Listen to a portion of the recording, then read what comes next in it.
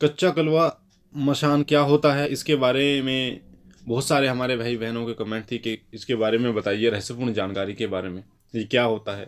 कच्चा कलवा जो बच्चे, छोटे बच्चे होते हैं जिनके जो अन्न ग्रहण नहीं कर पाते और जिनकी मृत्यु हो जाती है, उन्हें हम जलाते नहीं हैं, दफना देते हैं या फिर पानी में बहा दिए जाते हैं, तो वो क्या कच्चे कलवे का रूप ले लिया जाता है उनके द्वारा और इनको जगाया जाता है। ये जो कच्चे कलवे होते हैं इनको जगाया जाता है शमशान में, और शमशान में जगाने के बाद इनसे उनको वश में करके इनकी जो कमजोरी है वो तांत्रिकों को पता होती है या फिर जो उनकी शक्तियाँ होती हैं उसके द्वारा ये उनको काबू कर लेते हैं और फिर इनसे काम निकलवाते हैं, चाहे वो अच्छा हो चाहे बुरा हो, वो तांत्रिक पे डिपेंड है। तो उन्होंने बताया कि शमशान जगाना होता है। शमशान जगाने के बाद एक साधना होती है एक दिन की, जो कि एक दिवसीय साधना के नाम से जानी जाती है, और एक मुहूर्त होता है जो कि 12 से 3 के बीच में वो साधना करनी होती है। मतलब 12 से 3 के बीच में करनी होती है, मतलब ऐसा नहीं कि 3 घंटे तक बैठे रहोगे, 12 से 3 के बीच में जो सामग्री, जो पूजा विधि करनी होती है।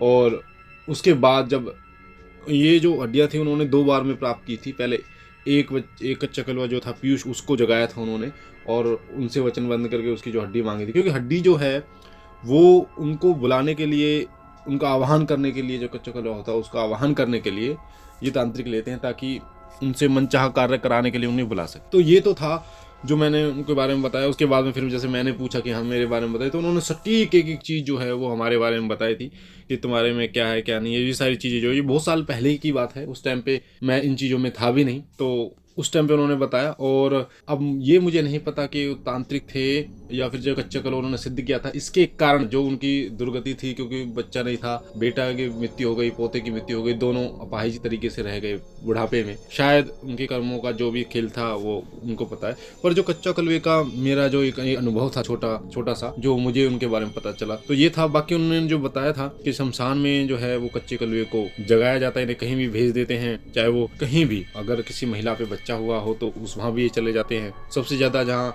गर्भवती महिला होती है या फिर जिसको शिशु होता है उस पे ये, उसके इर्द गिर्द, उसके आसपास ये ज्यादा मंडराते हैं और इनको रोकना बहुत मुश्किल काम हो जाता है। इनको रोकने के लिए बड़ी शक्तियों का आवाहन करना पड़ता है, माता मदानन, माता काली, भैरव बाबा, माता मसानी, गोगा जहारवी, और भी बहुत सारी शक्तियां हैं, जो काल भैरवी, काल भैरव, बहुत बड़ी बड़ी शक्तियां चाहिए होती हैं इनको हटाने के लिए। और ये जो कच्चे कलवे होते हैं जिन्हें मसान के रूप में बोला जाता है, ये अगर किसी के ऊपर भेज दिए जाते हैं कई बार, तो ये उस घर में तबाही मचा देते हैं, खेलते खेलते रहते हैं, क्योंकि बच्चों का ये इनका स्वभाव होता है। ये बच्चे जो होते हैं छोटे, ये खेलते हैं, इंसानों के साथ खेलते हैं, और ऐसा खेलते हैं तबाही के ऊपर। एक तो हमारे बच्चे होते हैं जो अच्छे रूप से खेलते हैं, हमें खुशी प्राप्त होती है, पर जब ये कहीं किसी घर में खेल जाए ना, तो उस घर में मतलब मृत्यु का तांडव शुरू कर देते हैं।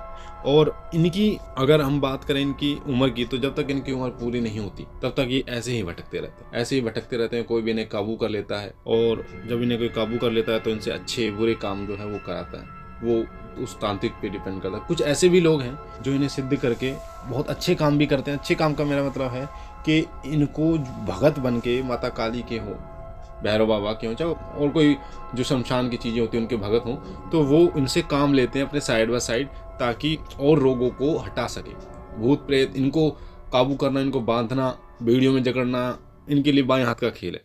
बाकी बड़ी शक्तियों की मैं नहीं कह रहा, पर हाँ ये इनको काबू करने में सक्षम हो जाते हैं। शमशान में जाकर ही इनको सिद्ध किया जाता है कि क्या क्या सामग्री चाहिए, क्या क्या चीज़ें चाहिए होती हैं इन्हें सिद्ध करने के लिए। वो मैं आपको नहीं बताऊंगा, तरीका आपको मैं नहीं बताता, पर कुछ चीज़ें मैं आपको जरूर बता दूंगा जो रहस्यमय चीज़ें नहीं रहनी चाहिए। मतलब कुछ चीज़ें आपको बता देता हूँ। जैसे सबसे पहले ये जो कच्चे कलवे होते हैं, क्योंकि ये इनका बच्चा का स्वरूप होता है, तो इनको दूध जो सबसे ज़्यादा प्रिय होता है, सफ़ेद चीज़, सफ़ेद दूध, सफ़ेद बर्फ़ी, ये चीज़ें, ये शमशान में वास करते हैं। अगर शमशान के आसपास से इस तरीके की चीज़ें गुजरती हैं तो ये तुरंत उसे लपक लेते हैं, उस व्यक्ति पे हावी हो जाते हैं कई बार। और जब फिर उसके बाद में ये सही काम जिसे कहते हैं, पॉजिटिव काम जिसे कहते हैं, अच्छा काम तो करने में बनता ही नहीं है इनका, क्योंकि इनको पता नहीं होता कि क्या है क्या नहीं है। बरकत वगैरह, किसी के दूसरे घर में बरकत देना, दूसरे घर में सुख समृद्धि देना तो मतलब ही नहीं है, क्योंकि जब ये किसी मिठाई या फिर दूध के ऊपर किसी के हावी होते हैं तो खेल खेल में उसकी तबाही करते हैं, अच्छा तो नहीं करते। अमावस्या के दिन जो है 12 से 3 के बीच में इनको सिद्ध किया जाता है। इनकी जो सामग्री है, सामग्री के बारे में बता देता हूँ, तरीका आपको नहीं बताता। सामग्री इनको जो चाहिए होती है, एक सरसों का दीपक जो है वो इसको जगाने के लिए चाहिए होता है। 1.25 मीटर कपड़ा लगता है लाल, और काले तिल, 5 लौंग लगती हैं, राई लगती हैं, 1 दारू की बोतल लगती है, 7 नींबू लगते हैं, 1 देसी अंडा और 1 इत्र की शीशी लगती है। ये सामग्री जो छोटी सी सामग्री है, इस सामग्री से इनको जगाया जाता है, सिद्ध किया जाता है। पर मैं आपको फिर बता दूं, ये जो सिर्फ जानकारी के लिए हैं, ये चीज़ें जो हैं ये बहुत खतरनाक है। 100 में से 99 जो % लोग हैं, 100 में से 99% लोगों को ये सिद्ध नहीं होते। वो पागल हो जाते हैं, अपनी जान जोखिम में डाल के जो भी है उल्टा सीधी चीज़ें उनके साथ हो जाती हैं, कई बार मृत्यु तक हो जाती है। तो इसलिए क्या है, इनको सिद्ध करने के लिए मत आप सोचना।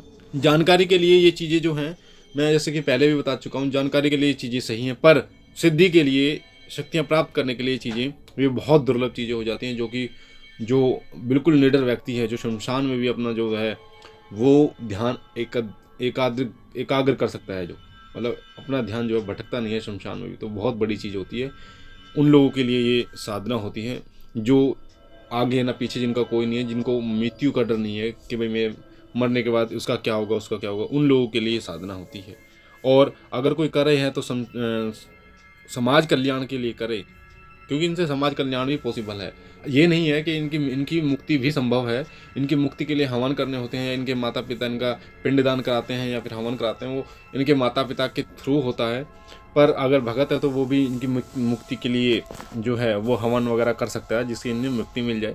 तो अलग अलग तरीके हैं, हर चीज़ की को किस तरीके से किस चीज़ को चलाता है।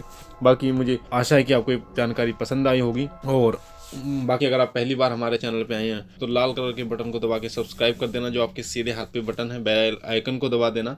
इससे फ़ायदा आपका ये होगा, आपको जो भी हम वीडियो डालेंगे, जानकारी डालेंगे, वो आपको सबसे पहले मिलेगी। इसमें आपको कोई भी पैसा नहीं लगता। बाकी हम मिलते हैं अपने अगली वीडियो में, तब तक के लिए